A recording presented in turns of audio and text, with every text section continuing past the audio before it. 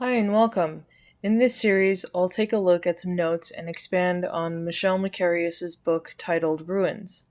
I'm going to be taking a look at Chapter 6.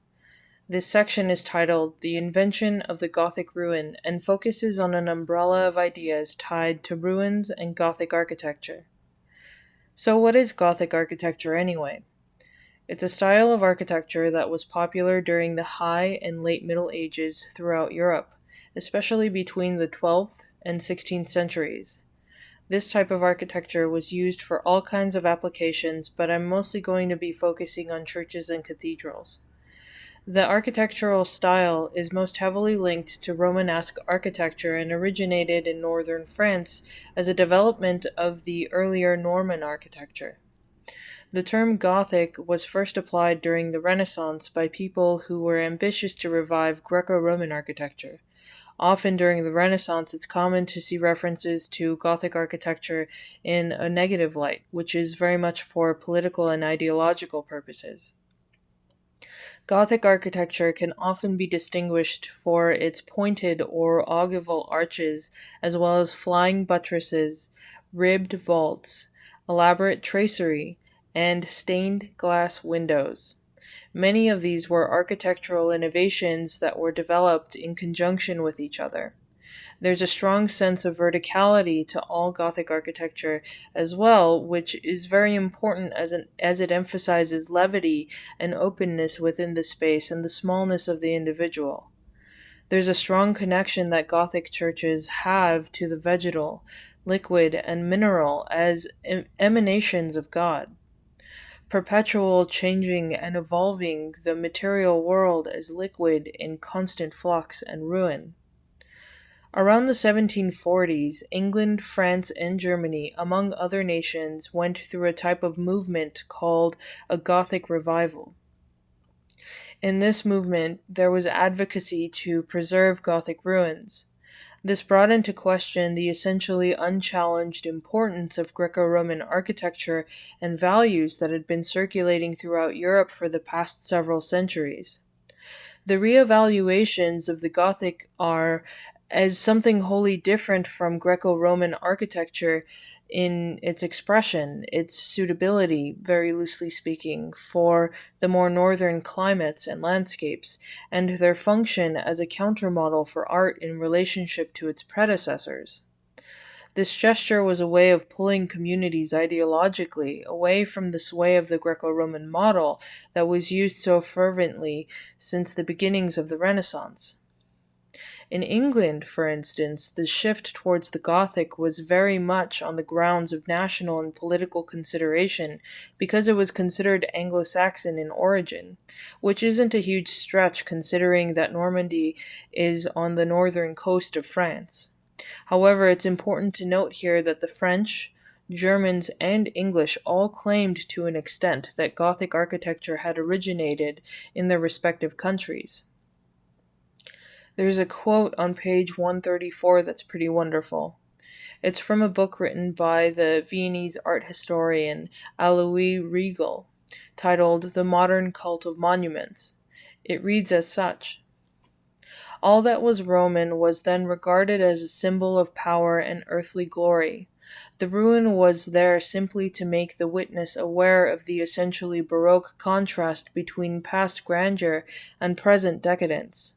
It expresses regret for this great decline and a correlative nostalgia for an antiquity that one wished had been preserved forever. It afforded, so to speak, a voluptuous, distressing delectation, which, even when assuaged by some innocent pastoral, constitutes the aesthetic value of Baroque pathos. Yet nothing is more alien to modern man than this Baroque sensibility. For him, traces of venerability are reassuring, since they express the natural cycle to which all human endeavor is ineluctably subjected. Indeed, the marks of violent destruction that characterize the ruin of fortresses render them less liable to arouse a pure impression of the ancient in modern beholders. Another important aspect of this shift in thinking comes from Romanticism, also referred to as the Romantic era, which is a movement that first emerged in Germany through the Sturm und Drang movement and later expanded to other regions. It was an artistic, literary, musical, and intellectual movement that began towards the end of the 18th century and was characterized by individualism as well as glorification of the past and nature. The movement emphasized intense emotion as an aesthetic source of aesthetic experience, placing new emphasis on emotions like apprehension, horror, terror, and awe, especially when confronting aesthetic categories of the sublime and the beauty of nature. The movement also has a strong connection to the events and ideologies of the French Revolution, the shift towards the Industrial Revolution, and the strong sense of rationalization of life and nature that had come to pass. In Romanticism, medieval culture was the cardinal reference. There was also a strong sense of nationalism that emerged that was tied to this movement. Romanticism assigned a high value to the achievements of heroic individualists and artists whose example would raise the quality of society and life. For the Romantics, Gothic architecture, vernacular literature, the spirit of chivalry, as well as Christian religious feeling, are phenomena that can compete with and supplant the seemingly sempiternal and intangible Greek model. For August Wilhelm von Schlegel, the Christian conception of God implies an internalization of religious sentiment that elevates the subjective faculties. Subjective expression is in its turn viewed as a natural disposition of religious feelings, an expression whose absolute form is artistic and poetic creation. Aesthetic emotion is thus inextricably linked to an intuition of transcendence, which is why Romantic aesthetics might be termed a religion of art. In the perspective of the Romantics, there's two ideas that are extremely important. The first is drama and yearning for the infinite. This idea is often seen through vast or plunging perspective or horizons, for example. The second idea is disorder and ruin being always present and apparent on the surface of the earth. This idea is a reason for why there's such a strong pull towards landscape and small philosophical objects such as mineralogical samples. The Romantics, in many ways, position nature as something somewhat artificial and in a state of what was as much as what is. It's a way of bringing history into a kind of natural history as trace. The German word Witz, translated to the English word wit, was for the German Romantics designated as a mode of immediate knowledge between opposites that sparks a fragmentary genius. It is absolute and immediate knowing. I'm mentioning this word because the fragment, such as through ruins, possess the ability to spark experiential knowledge. The fragment embodies the potential and inherent tension of the unfinished, the elasticity and electricity of Witz, the opening out towards infinite space, and the spectral appearance of Gothic ruins are all forms that break with harmony and provide a foretaste for an aesthetic based on shock and a relationship to chaos as a form of creation. Knowledge and truths are also perceived as fragments for the Romantics. Also, in paintings dealing with Gothic architecture, for example, often images of people are depicted as very small in scale, sometimes with their backs turned to the viewer, or at least not looking or acknowledging the viewer. Figures are seen in this sense as minute, unspeaking witnesses inaccessible to the viewer themselves.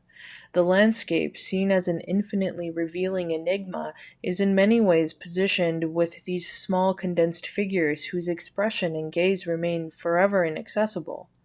Human vestiges, whether people or ruins, accentuate a sense of being in an unreal place, something close to an inner vision.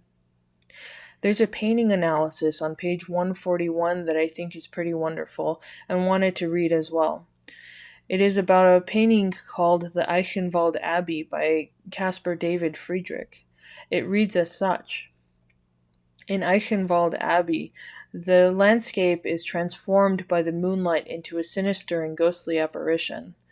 The leafless trees howl the despair of their stripped branches, while the monks, reduced to tiny, dark-hued dots, mingling with the wooden crosses driven into the ground, bury one of their dead. In the center of the picture, the immense window of the collapsed building leaves a void that accentuates the desolation. According to a symbolic reading, the crescent moon stands for the advent of Christ, and the burial of the monk is a prefiguration of the artist's own, a subject he had already tackled. As for the rest of the church, this is what Friedrich wrote in connection with a picture of the cathedral in Meissen, whereabouts unknown. From the debris filling the interior emerge mighty pillars with slender and gracious columns bearing lissom vaulting. For this temple, the time of glory is long gone, and from its ruins issues a new time, a new longing for clarity and truth. In the German painter's work, a ruin like a steep mountain range or an infinite plain is a sign of dereliction and the immeasurability that confronts the individual with his own smallness and finitude. Solitude, the immensity and emptiness of space, crepuscular or spectral visions, the world painted by Friedrich lies halfway between real landscape and hallucination. Well, that's it for the 6th section of Makarius's book Ruins. If you like this content, please like, comment, and subscribe. Thanks for listening.